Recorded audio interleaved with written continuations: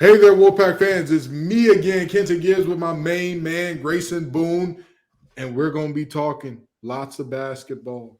We are going to be talking. We talked MJ's last week. We're talking DJ this week. Wait, it's DJ Horne, correct? DJ Horne, not DJ Burns. We can talk DJ Burns too. We talked to DJ Burns too. I mean, he cranked the horn up for the Hurricanes. He cranked the siren. They put on a great performance. You know what I mean? We can talk some DJ Burns too, but we're going to be talking a little bit of portal action and folks we got coming in and Diamond Johnson going out, what that'll mean for the team. And Gino Groover is the player of the week because NC State got their first sweep of the season. Grayson, you ready to get into it? I'm ready. We got an action-packed show today. Absolutely. I'm ready to get into it too. But first, I got to tell you that this episode is brought to you by FanDuel Sportsbook, official sportsbook of Locked On. Make every moment more. Visit FanDuel.com/Locked On to get started today. Again, we've got DJ Horne, Diamond Johnson, Gino Groover, and the sweep. I'm going to bring the brooms out on today's episode of Locked On Wolfpack. You are Locked On NC State, your daily podcast on the NC State Wolfpack, part of the Locked On Podcast Network, your team every day.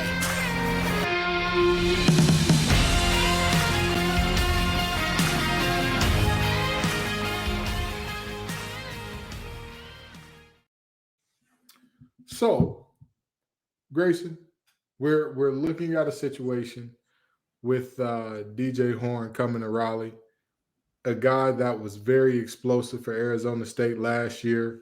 And you know, I need to pull up this caption. I need to pull it up because y'all know me. Y'all know that the NBA young boy, that means we need to watch him. We need to keep our eye on DJ. You know what I mean? And hopefully he's only a shooter on the court because we've seen a lot of bad things out of college basketball and NBA players lately, if you catch my drift. But seriously, this is a huge gift for Kevin Keatts. And this is exactly what the assistant coach, I believe it was Coach Hawkins, was talking about and saying like, hey, relax. We're going to get the guys that we need to get in time because, man, this is a big one. It's perfect. I mean, I think he plays perfectly into what Keatts is trying to accomplish with this style of basketball.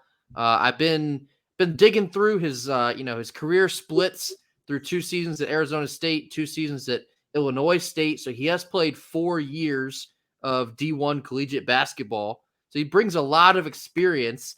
And like we just mentioned and we showed on the tweet here, it's a homecoming for DJ Horne. He's a Raleigh kid. I believe he grew up in the Cary area. He went to Trinity Christian down in Fayetteville. So he's been all over the place, and this is a big-time homecoming for him. I was reading through the Pack Pride kind of announcement articles. The kid seems super excited to be home, and I think I speak for a lot of Wolfpack Nation in saying that we are too. He's a very consistent player. You know, like I mentioned, his career splits, you can kind of see what you're going to get in that he averages, I think it's like 12.5, and that's been consistent for over a year now. I think the last 2 seasons, he's averaged about 12.5. So this shows that he's going to bring it. He doesn't have like a fluke season under his belt. And the season before the last 2 at his last season at Illinois State, he had 15.1. So he could score the basketball. And you're now you're surrounding him with guys like DJ Burns. You're surrounding him with a new guy like Jaden Taylor. We're still kind of looking for other pieces in the portal that we're going to bring in. But I think DJ Horne is the perfect type of player that can really flourish in Keatts' system. And he likes to get out and run with the guards and, rely on transition offense and transition defense. And I think DJ Horne can do a lot of that to the liking of the Wolfpack faithful here. And I'll tell you what, when I look at what DJ Horne does well, I think to myself, this is a guy who can get downhill in a hurry. This guy who can get to the rim and does a great job of finishing when he's at the rim. But more importantly than anything, I think the big thing that I look at with him is I don't see a ton of how do I put this? I don't see a ton of moments where you just go, wait, what are we doing here? Why that shot? What's happening there? Like, why? And with that being said, you add that to the mix of a guy like DJ Burns on the block. You add that to the mix of a guy like Casey Marcel on the wing looking to finish. You add that to the mix of all the players that we already got. And like you said, a Jaden Taylor as well. You're in good shape. And I'll tell you this much. Jaden Taylor improved his three-point shooting from year 1 to year 2. If he can make a similar jump from year 2 to year 3, it's really going to be up from there, because at that point in time, you have a situation where you got 2 guys that can do the drive and kick deal. And not to mention, on top of the 2 guys that can drive and kick, you created space in the floor for DJ Burns. Like that's what we need more than anything. Because when we saw the only time that I saw anybody give him problems one-on-one in terms of defending him was Kalkbrenner from I believe it was Creighton. Creighton, yep. Yeah, Kalkbrenner from Creighton. He's one of the best shot blockers in the nation. Everybody else, they needed to send help. And you know what stops teams from sending help? When you can knock down the 3 ball. And that's another thing that DJ Horne can do. So, I like you said, it plays well in the Keatts system. And it's again, it's a parade inside my city. Yeah. Yeah, I mean, he shoots about, I think it's like 37% from 3 from his career. This past season at Arizona State, it was 35.5. So not quite the dead eye that we had at a Casey Marcel, but I mean, hey, you get these 2 in practice, they can bounce off of each other and grow as a unit here. You could be adding another sharpshooter at big moments in time where you really need a big shot. And again, you throw Jaden Taylor in the mix, we could become a lot more dangerous than maybe we even thought the team was that we had last year. And, you know, not to mention, so this past weekend, we had DJ Horne here in Raleigh. We had MJ Rice, like we talked about a few episodes back, about how excited I am about the possibility of having him here in Raleigh. We had a forward and is it Ben Middlebrooks from Clemson? Not Will Middlebrooks, the baseball player, but Ben Middlebrooks from Clemson. We're still waiting to see what happens out of those 2. I would still love to lay the lumber if I had to bet on FanDuel, which we'll get to.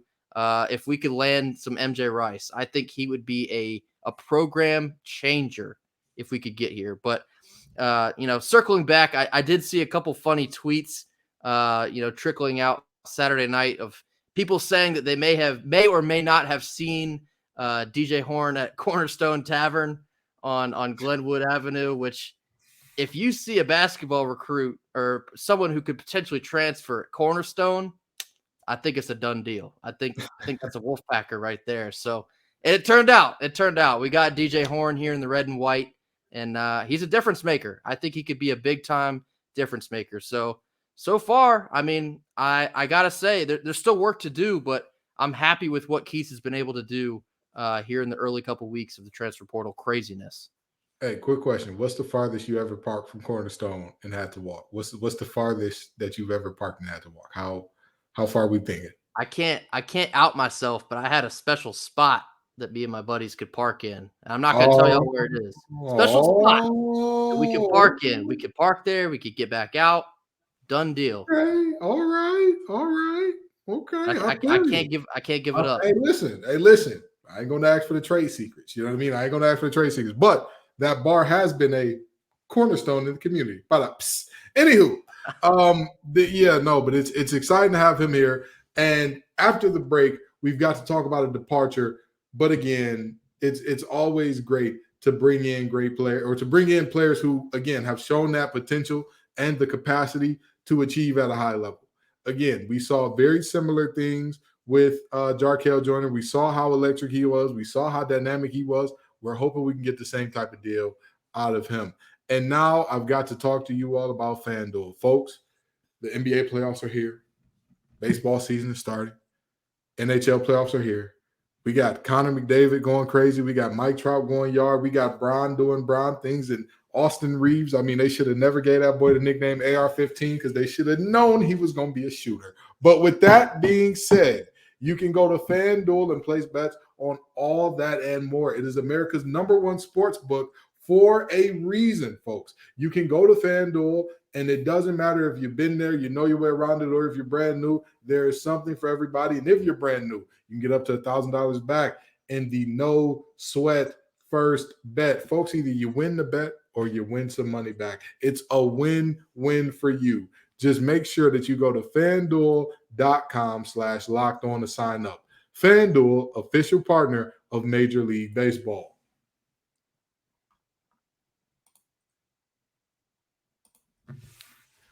So we open the show with excitement, welcoming in a player, and you know, now we have to go to a departure that some people are a little shocked by.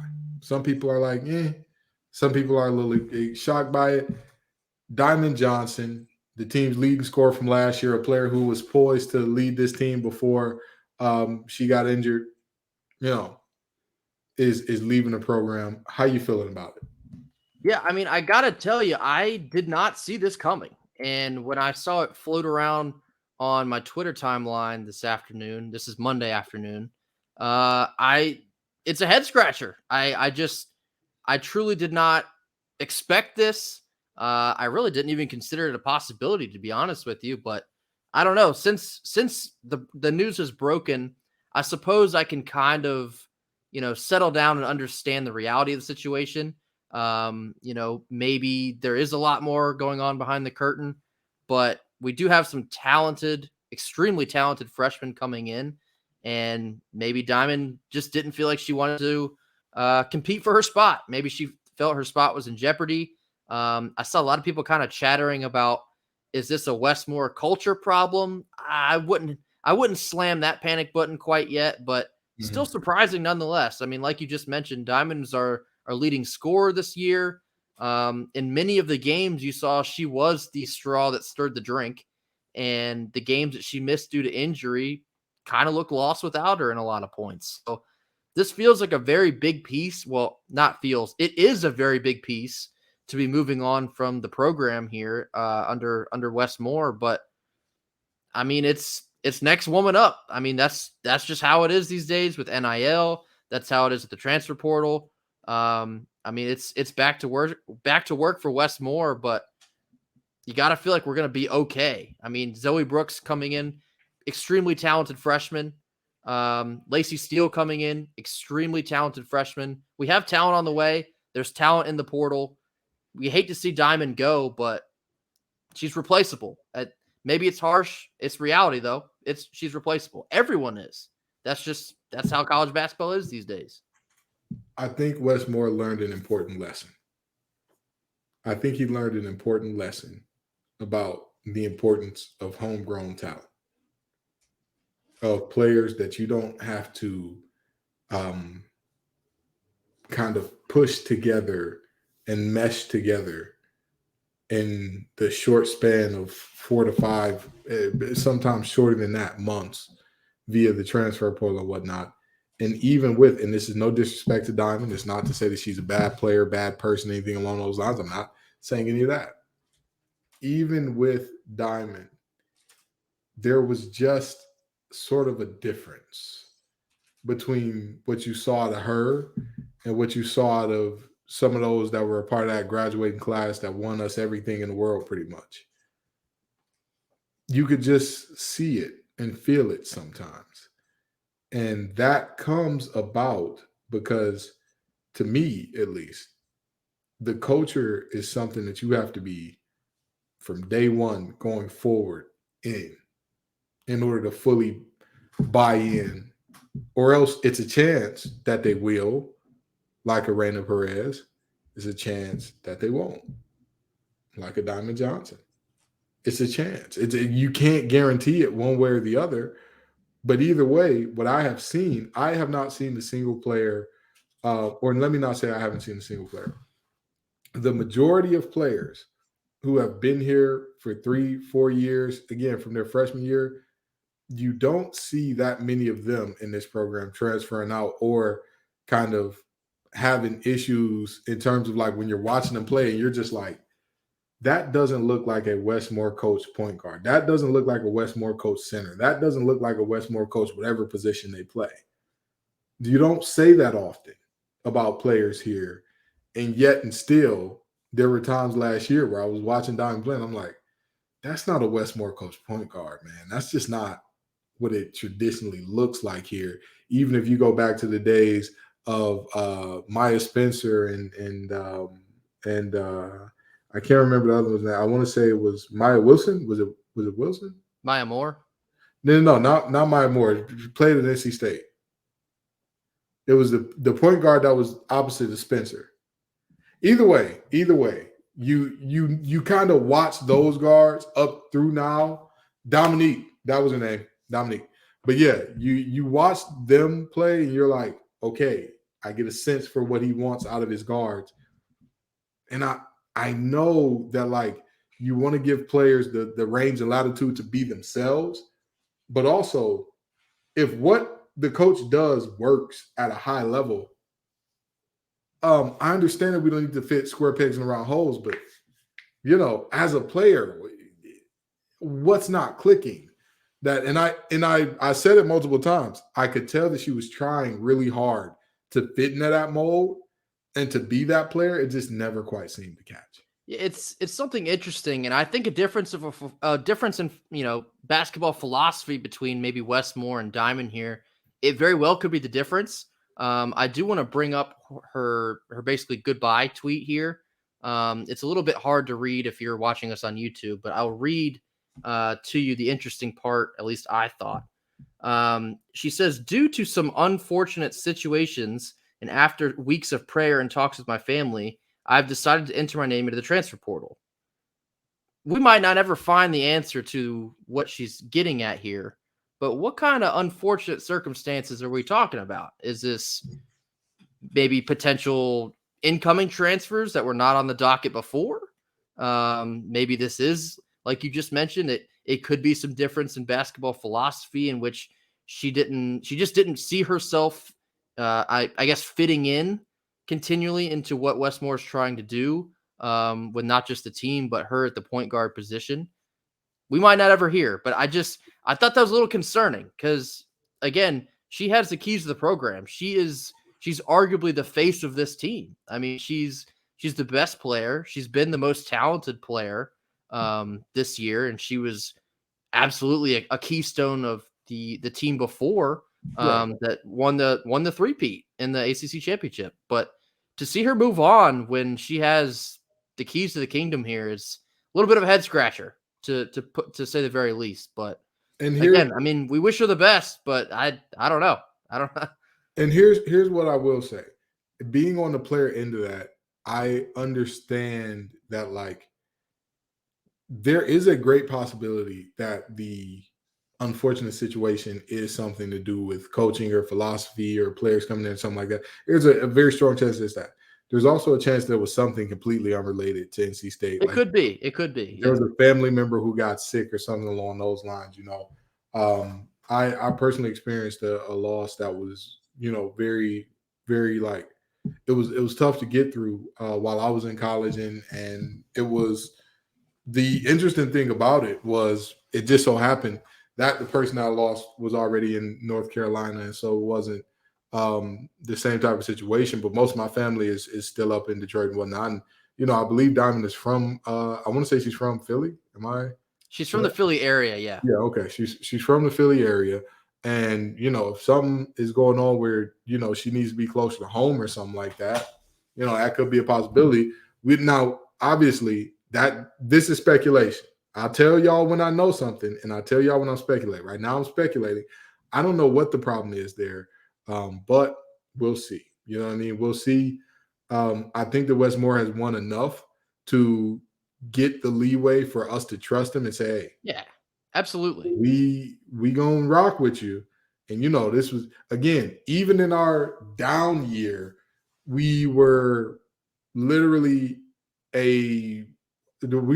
one shot away from getting to at minimum the round of 32. So, that's just the reality of what we're looking at there. And again, us folks at Locked On Wolfpack, Grayson and I wish Diamond all the best wherever she goes next, unless, of course, she's going to be wearing baby blue, at which point in time. Oh, don't even speak that into existence. I'm not. I'm just saying. You know what I mean? Like, at that point in time, I retract my best wishes, and I have some wishes that I probably should not say on air for you because They ain't exactly well wishes. we enjoy our clean rating here. We enjoy our clean rating. But we're going to be right back to talk about Gino Groover and the NC State baseball team getting their first sweep of the season over Florida State in just a second. So, Grayson, your boys, Pac-9, got their first sweep of the year in the series that, we talked about this last week, and you said they had to win it. I said they had to sweep it. I said that this is a bad team. You've got to sweep it. And, of course, in NC State fashion, we can never make it easy. But we did get the sweep. Talk about it. Talk about how good Gino Groover was last year to earn himself Player of the Week. Yes, this series this past weekend against Florida State, where we were able to sweep and win all 3 games, this was the exact type of series that I was talking about a couple weeks back when I was pleading with everybody not to hit the panic button yet. We've now made it through the toughest part of the schedule itself, but specifically the ACC schedule. And so we're going to run into teams like Florida State, who has scuffled massively. We're going to run into Clemson this coming weekend, who's in the same boat as Florida State. So we hope to repeat our success from this past weekend. But there's a lot of ground and a lot of time still to make up for kind of some lackluster play in the early portion of the ACC season. But yeah, we had Florida State in town this past weekend. It was we made it a little closer than maybe it should have been, but when the dust settled, we took care of business. We were able to sweep them. Game 1, there's really not a whole lot to talk about for that long, but we blew their doors off. It was a hit parade. We scored 14 runs on 14 hits. Felt like every person in the lineup had an RBI double at one point. Laid it on them. It was a little bit of a mix-up, like I mentioned, in that we had our typical Sunday starter, Dom Fritton. He was able to throw on Friday. A little bit of a rain delay. Didn't slow him down. He had a career best 10 strikeouts.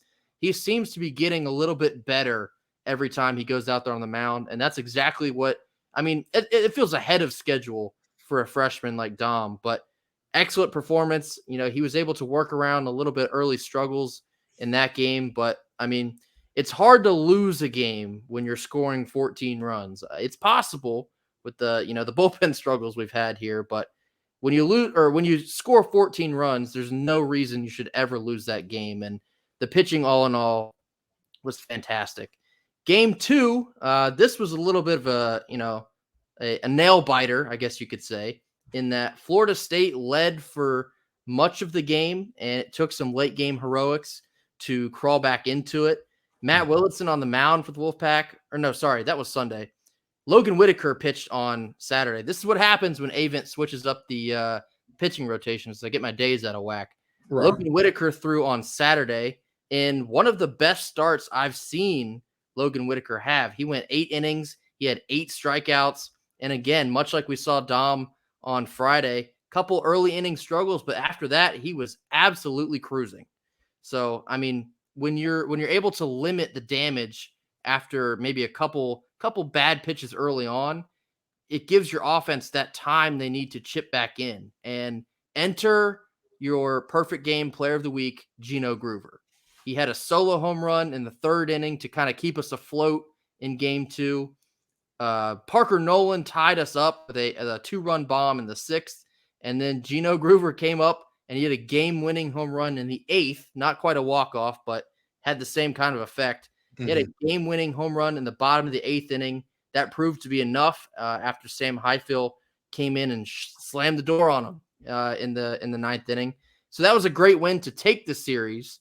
And then, you just want to be able to build on that momentum. You got to, with a team like Florida State, they're struggling as bad as they have. You just have to kick them while they're down. And it looked like we were going to let game 3 get away, but we were able to escape with an extra inning victory on Sunday. And I want to throw up this graphic here. Your perfect game player of the week, Gino Groover, came through yet again on Sunday. If I can find his stat line here, he had 2 more hits. I believe stat-wise, he's surging. I think he entered the series this past weekend with an average of 320. Let me just pull this up real quick once it loads. But he is hotter than you know what right now. He's hitting to all fields with power. Gino Groover's now up to 338 for batting average on the season. That's phenomenal. It's absolutely phenomenal, especially at this point of the year. The only person who's hitting at a higher clip, which is also impressive, is freshman Eli Serrano. He had a great weekend as well. He had a clutch home run on Sunday to tie us up late in that game, and then we were able to take the lead and win with a walk-off single in Game 3. But this is what I was talking about. You cannot give up on this Pac-9 team, especially not with this much of the season left. I mean, when you let Gino get hot, all sorts of doors can open for this offense. You got, the freshmen, like I just mentioned, Eli Serrano, Parker Nolan coming through when we really need something to happen. He's been able to make it happen. Trevor Candelaria has been consistent. The bullpen it's still a little concerning, but to match that, I think the starting pitching has been excellent.